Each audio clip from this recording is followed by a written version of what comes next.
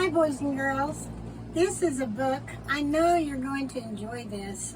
Lost Island. Lost Island. And it's written by me and illustrated by Bobby Sturgeon. And she is a great artist, don't you think? Look. Okay, now we're going to start with page 1. Ooh. Thunder awakened Father, and he rushed outside. A large wave knocked him off his feet. He grabbed hold of the rail to keep from falling into the black water. A large lightning bolt suddenly struck the ship. He gathered his family in the life raft. Then the ship began to slip under the water. Oh, look at that. And there's a big shark there too. Matthew opened his eyes against the glare of the sun. The sound of the seagulls and gentle pull of the surf brought Matthew into a sitting position. The storm had blown the little raft up onto the island with large green palm trees. His father and mother were walking on the sand, looking around for any sign of life. Oh, look at them. The family sat down around a campfire to gather their thoughts. They realized they were lost on an island. Luckily, no one was hurt.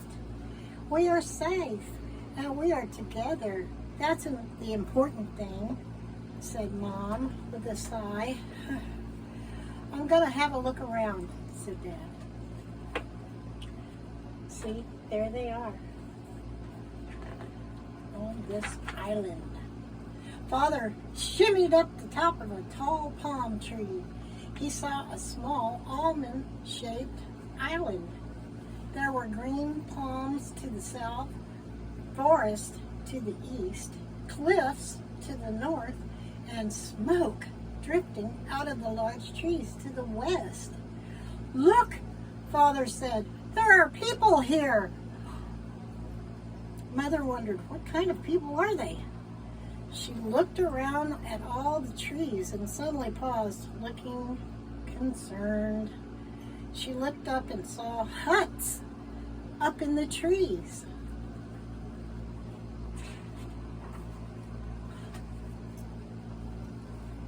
The family moved cautiously toward the little huts in the trees above. Matthew became excited. Tree houses! A nearby iguana hissed at them. They were covered by the trees. Shh! He's very cranky in the morning, said a voice from behind. Everyone turned around at the same time. What did they see? Mother began to talk to the girl. Boat went in water. She meant going underwater with her hands. The island girl spoke in broken English. You come this way. She pointed toward a large tree. She handed Mother the vine to go up in the tree. Go up now, she said, tugging on her vine. Up Mother went. This is easy and a lot of fun. Just like Tarzan and Jane, she laughed. Father laughed too. This was the first time he felt better since the shipwreck. Oh, look at that. They're up in the tree house. Here I come, yelled Matthew. He jerked on the vine real hard. Boom! He smacked right into the palm tree. Little stars circled his head. I feel wicky-wacky. The island girl laughed. You're a terrible tree climber. There he is. You stay on ground. Safer, she said. I get you food. The food looked good and smelled good too. She said, eat. He dug into the food with his hands. The island girl giggled. Good, huh? He kept eating. Being shipwrecked made him hungry. The island girl pulled a spoon from behind her and laughed. Matthew looked up and said, "Are you kidding me?" He looked at his fingers all gooey from the soup. "Me eat with fingers," he groaned and made funny sounds. "You are funny, Matthew," she said with a smile. He smiled too. Her pet rat climbed up with them. "This is it. This is where the ship passed through the mainland." "What is your name?" Matthew asked. "My birth name is Karina," she said. "Matthew, me and you will be great friends forever." "You and me forever," he answered back. They watched the blue sea.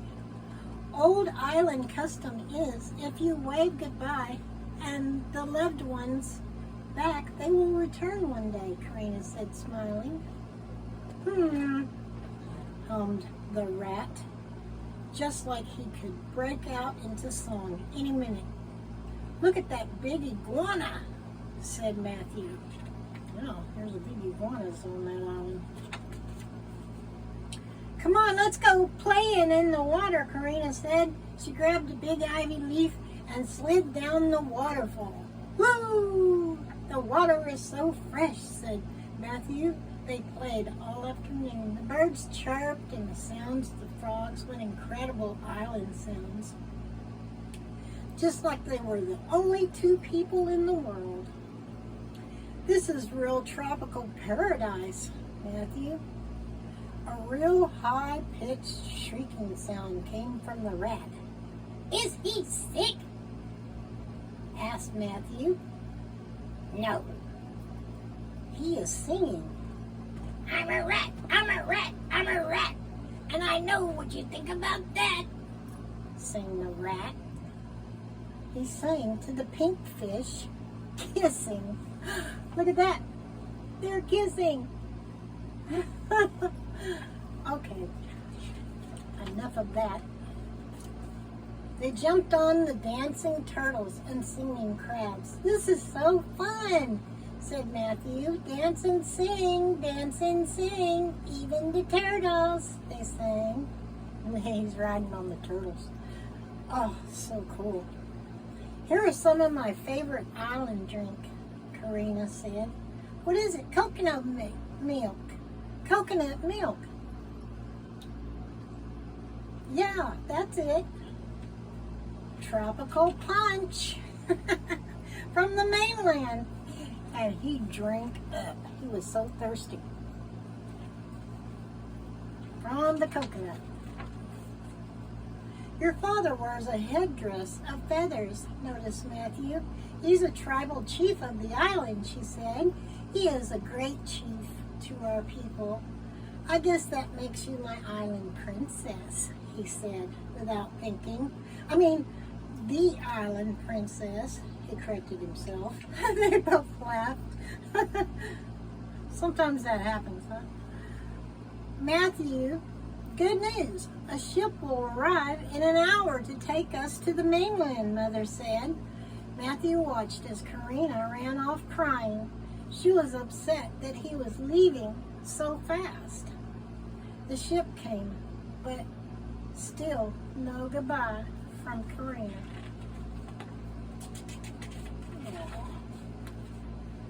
See, she ran away. She was sad. As soon as the ship rounded the island near the cliffs, he saw her. "Karina, I see you!"